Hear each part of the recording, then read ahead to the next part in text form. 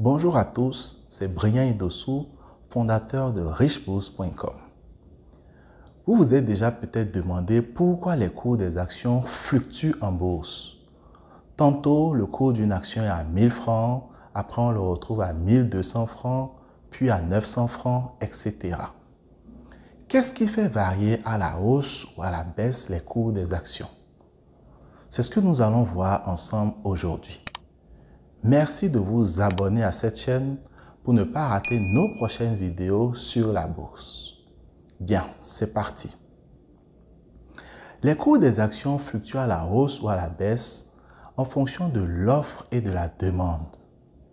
S'il y a plus de personnes souhaitant acheter l'action, c'est-à-dire si la demande est plus forte que l'offre ou encore s'il y a plus d'acheteurs que de vendeurs, le prix de l'action augmentera. Dans le cas contraire, le prix baissera. La vraie question est de savoir pourquoi la demande est parfois plus forte que l'offre. L'offre et la demande dépendent de multiples facteurs. Premièrement, nous avons les performances de la société.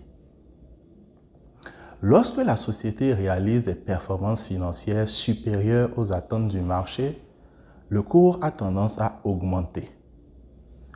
Au-delà des performances actuelles, les investisseurs sont aussi très sensibles aux perspectives de performances futures. C'est ce qui fait que si une société annonce de bons résultats, mais que les perspectives sont défavorables pour les mois qui suivent, le cours ne montera pas et pourrait même baisser. Deuxièmement, nous avons les facteurs psychologiques. Les bonnes rumeurs sur la société, qu'elles soient fondées ou non, peuvent par exemple entraîner la hausse de ces actions. De la même manière, si de nombreux investisseurs utilisent l'analyse technique et qu'ils vendent un titre dont le cours réalise une certaine figure, il peut y avoir des comportements moutonniers qui accentuent encore la baisse. Ce qu'il faut garder à l'esprit, c'est que la bourse rassemble de nombreux acteurs avec des profils différents, des objectifs différents, des niveaux d'éducation différents et surtout qui ne disposent pas des mêmes informations et qui en plus interprètent très souvent différemment les informations qu'ils ont à leur disposition.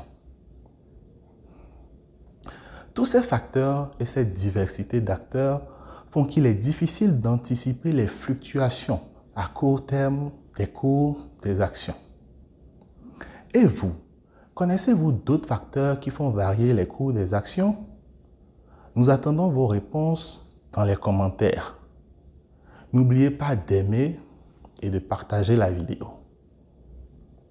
Pour finir, je vous laisse méditer sur cette image qui décrit bien la psychologie des petits investisseurs par rapport au cours des actions.